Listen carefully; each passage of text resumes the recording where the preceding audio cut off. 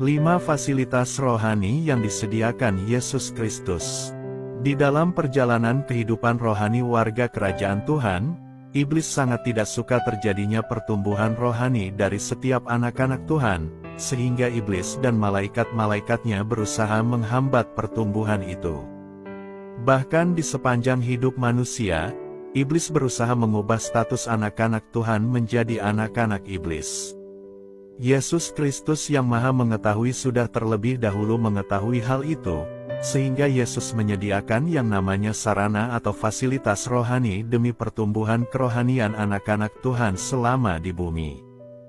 Dan ada 5 fasilitas rohani yang utama yang disediakan oleh Yesus Kristus, dan 5 fasilitas rohani itu ialah: 1. Darah Kristus. Kata Yesus di dalam Injil Matius 26 ayat 28, "Sebab inilah darahku, darah perjanjian, yang ditumpahkan bagi banyak orang untuk pengampunan dosa." Darah Yesus Kristus yang saat ini adalah darah adikodrati, sangat bermanfaat sebagai penghapus dosa. Oleh sebab itu sadarlah dan bertobat lalu bermohon ampunanlah saat jatuh dalam dosa, agar kembali layak dan juga terus layak di hadapan Kristus. 2. Roh Kudus. Mintalah Roh Kudus dari Yesus Kristus seperti yang dikatakan Yesus di dalam Injil Lukas 11 ayat 13.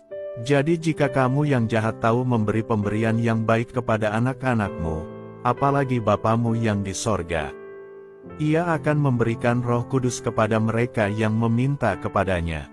Roh Kudus dengan tugasnya menghibur, menolong dan mengajar kepada setiap mereka yang sudah meminta dan memiliki Roh Kudus di sepanjang hidupnya. Yohanes 14 ayat 26. "Tetapi penghibur, yaitu Roh Kudus, yang akan diutus oleh Bapa dalam namaku, Dialah yang akan mengajarkan segala sesuatu kepadamu dan akan mengingatkan kamu akan semua yang telah kukatakan kepadamu." 3. Malaikat Tuhan. Malaikat Tuhan ini jarang dibicarakan oleh para rohaniawan, padahal penting sekali malaikat Tuhan ini bagi setiap orang percaya. Dan Tuhan sudah siapkan malaikat bagi setiap anak-anak Tuhan. Matius 18 ayat 10. "Ingatlah, jangan menganggap rendah seorang dari anak-anak kecil ini. Karena aku berkata kepadamu, ada malaikat mereka di sorga yang selalu memandang wajah Bapa-Ku yang di sorga.